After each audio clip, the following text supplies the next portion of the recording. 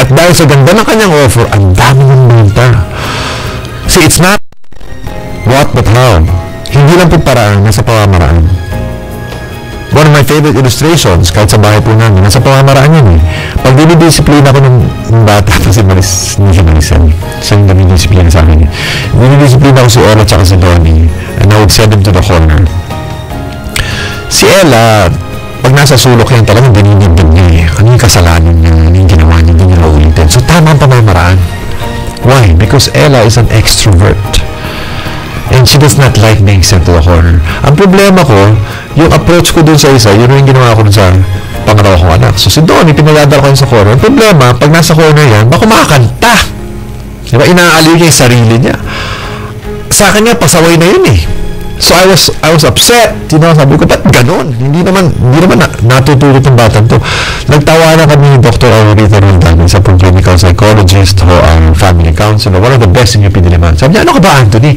Alam na nga natin si Ella extrovert. Pag nilagay mo yan sa sulok, talagang tatamaan yan at magdidisiplina yan. Ang problema, si Donnie introvert. Pag nilagay mo sa sulok yan, reward sa kanya ng, wow, ang ganda ng corner. Diba? For him, it is not discipline. It is a reward. So, mali ang aking naging pamamaraan sa pangalawa ko because of personality. So, did I succeed in my time management? No, I wasted time. I got frustrated. Na-stress pa ako. So, now I know how to discipline Donnie. It's certainly not to send him to the corner. Hindi lang paraan sa pamamaraan yung way of life. Okay, there's 3 more points as we wrap up Change 101. So, you look at your planning system.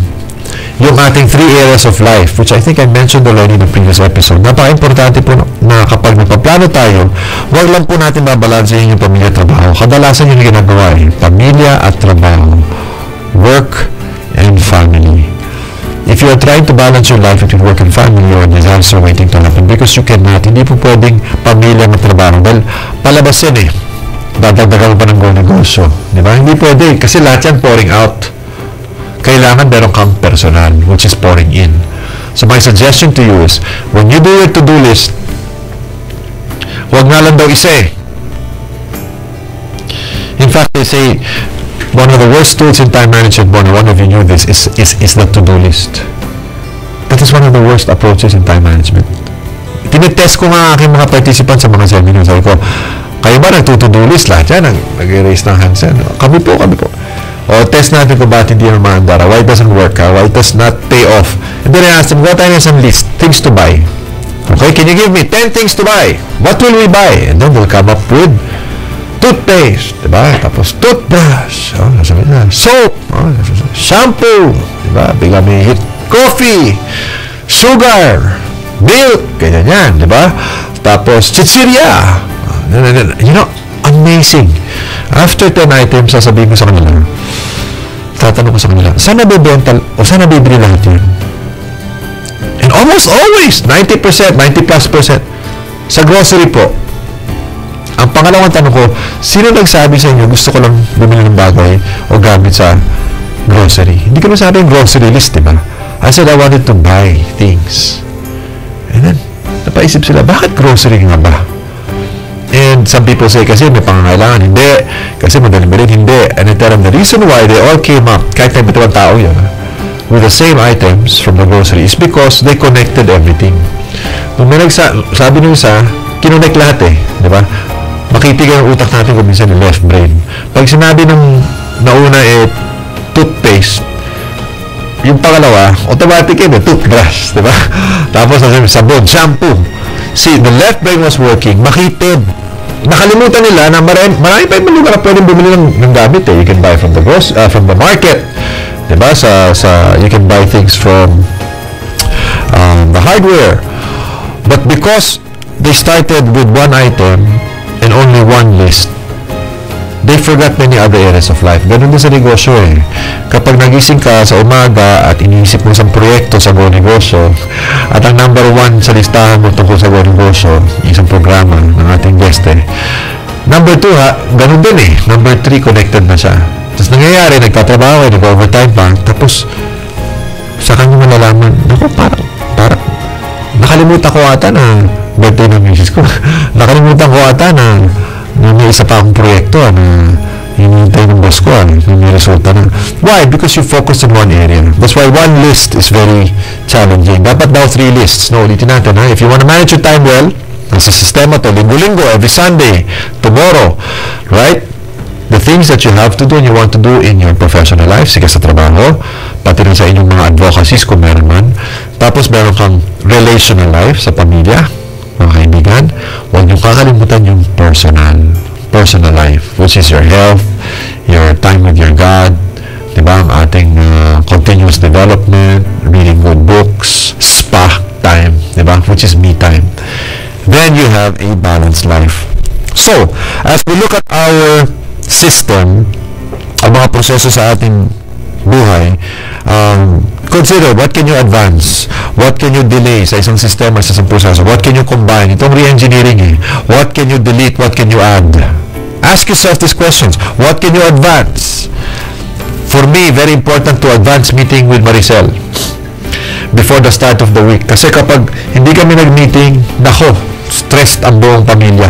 Kailangan nagko-coordinate kasi mag-asawa. So, parati namin na-advance ang meeting namin for coordination ni Maricel.